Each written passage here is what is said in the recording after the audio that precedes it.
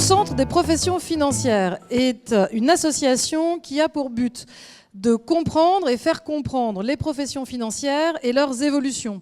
Dans le cadre de l'évolution des professions financières, vous avez notamment ces mots-clés que vous voyez dans le programme, financement de l'innovation, cybersécurité, AssureTech.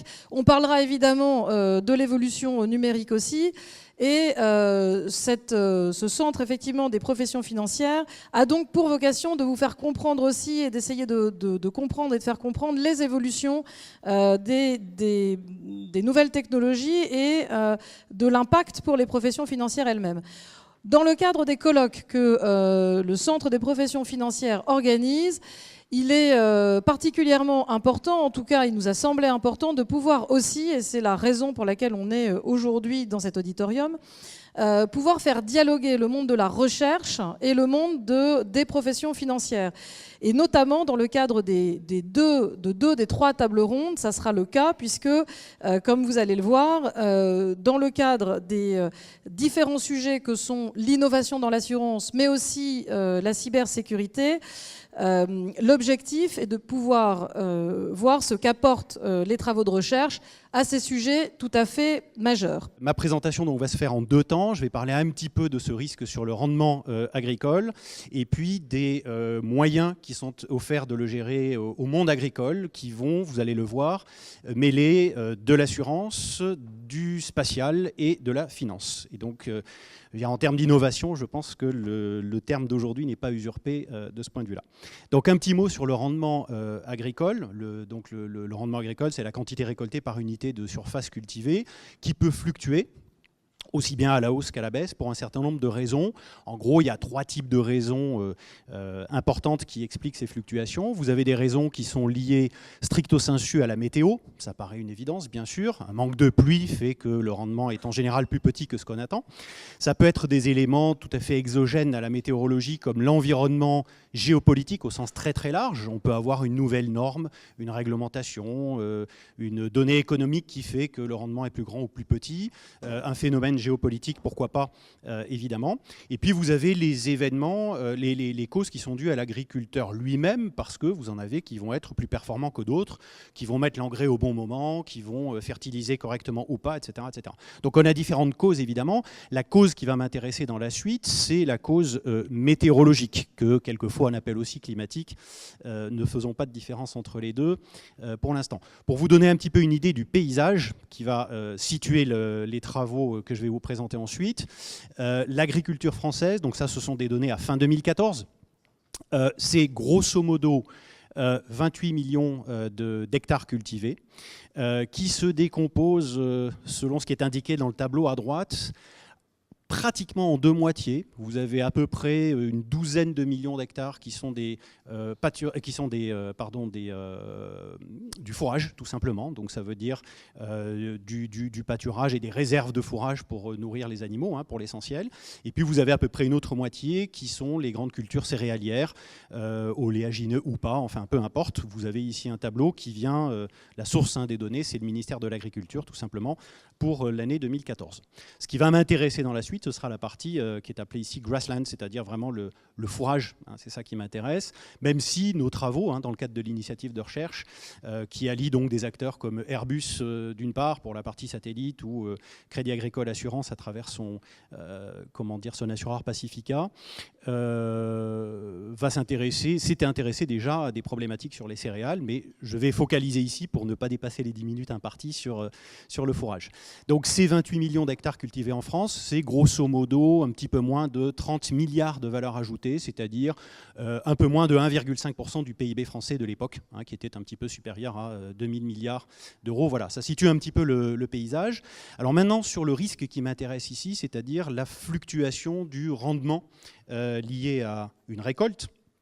Ce rendement, il a plutôt les fluctuations du rendement ont certaines caractéristiques. D'abord, c'est un risque un petit peu particulier pour les assureurs, en ce sens qu'il y a aussi bien le bon que le mauvais côté du risque. Je veux dire par là que le rendement, ça peut aussi bien être plus élevé que prévu, que moins élevé que prévu. Donc ce n'est pas tout à fait comme les accidents automobiles ou l'incendie, où là, on ne peut pas avoir du mieux, on peut avoir que l'accident ou pas accident. Vous voyez ce que je veux dire? Donc ici, on a peut-être mieux que prévu, auquel cas personne n'a envie de s'assurer contre ça, et on peut avoir moins bien que prévu, et là évidemment il y a une demande de couverture de la part du monde agricole, c'est parfaitement logique.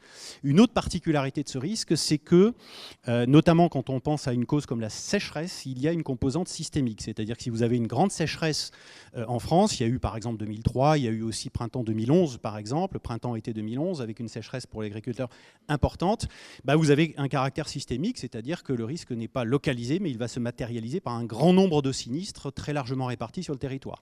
Donc il y a une composante systémique, ce qui n'est pas quelque chose une bonne indication pour les techniques traditionnelles de mutualisation par les assureurs.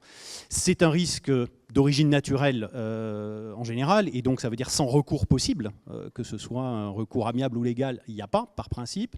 Et puis en plus, c'est un risque qui n'est pas très simple à mesurer, en ce sens que, comme ce risque de fluctuation existe dans les deux sens, on n'a pas forcément autant d'assurés qu'on pourrait l'imaginer, même là où il existe des contrats d'assurance.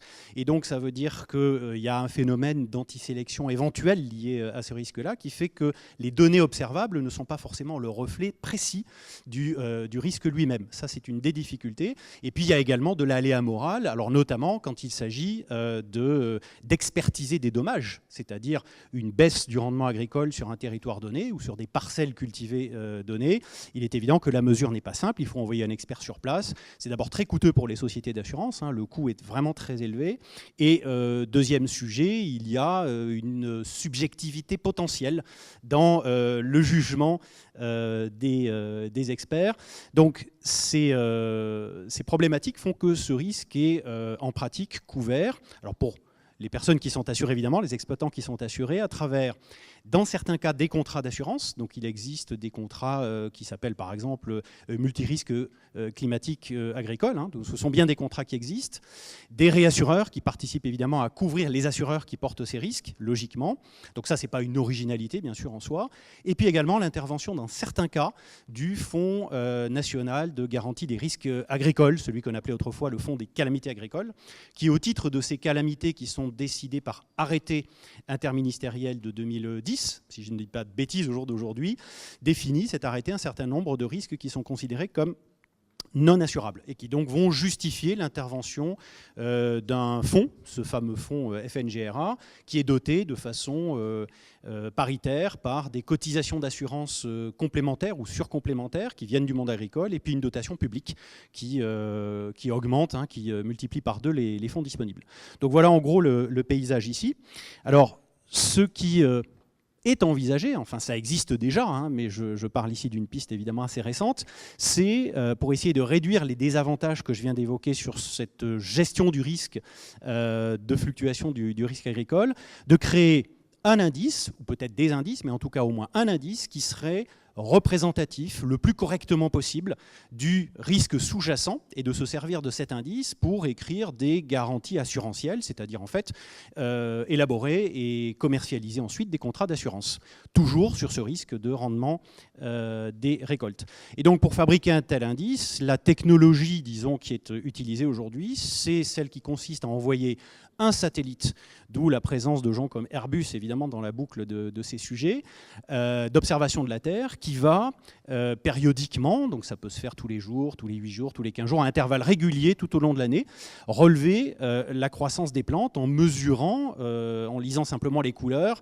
de la partie verte qui verdit de plus en plus dans les zones cultivées. Et ça permet, par une technologie de traitement de l'image, d'avoir un proxy plutôt assez considéré comme plutôt bon de la pousse des plantes. Vous avez là sur la droite un petit graphe qui présente cet indice pour la partie qui a pu être reconstituée, c'est-à-dire 2003-2014. Désormais, il y a une année de plus que je n'ai pas mise dans le graphique ici.